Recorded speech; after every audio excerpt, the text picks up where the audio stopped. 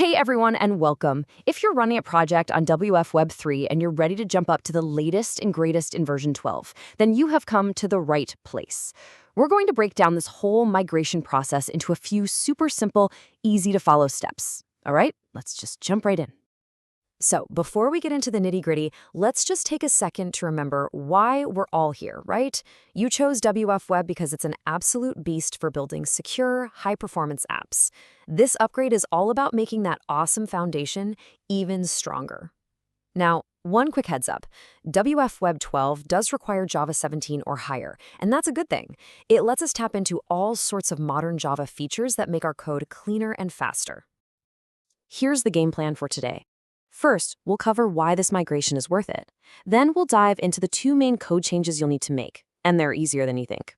And finally, we'll walk through how to wrap it all up. A nice, clear path from start to finish. All right, first things first, why even go through the trouble of migrating? Well, it's all about keeping your application modern, secure, and ready for the future. The whole point of this upgrade really boils down to one simple idea: swapping out the old, deprecated methods for their shiny new replacements. This isn't just about changing names for the sake of it. You're actually plugging into a more efficient, more stable architecture that's going to make your app rock solid for years to come. Okay, let's get our hands dirty with the first big code change. And trust me, this one's actually going to make your life easier. We're talking about adopting what are called record classes. So what's the deal with these record classes? Well, in short, they're a modern Java feature that lets you create simple data-holding classes without all the usual boilerplate code. For us, the main thing you need to know is that this changes the naming for how we get data out of these objects. And here's what that actually looks like in your code. It's super simple. You just don't need that get prefix anymore on your getter methods. That's pretty much it. Check this out, a perfect before and after.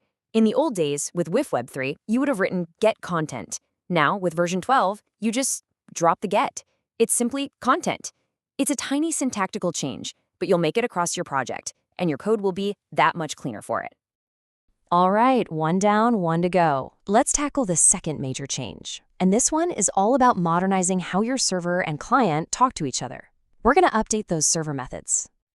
So for this step, you're basically going to go on a little search and replace mission in your IDE. You're looking for any place you've used the server async method class. This was the old way of handling events from the client on the server side.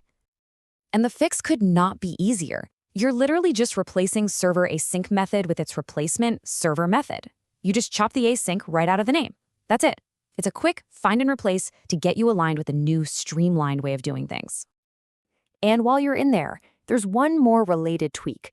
Inside your shiny new server method, when you need to grab the data that the client sent over, you'll now use this much cleaner and more direct call, event.data. So much simpler, right?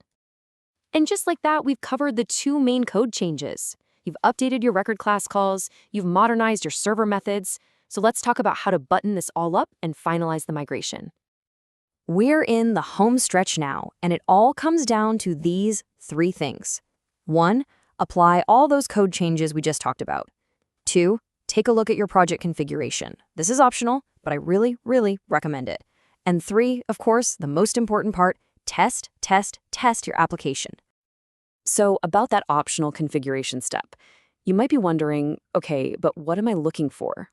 The absolute best place to look is the official sample project for wffweb 12.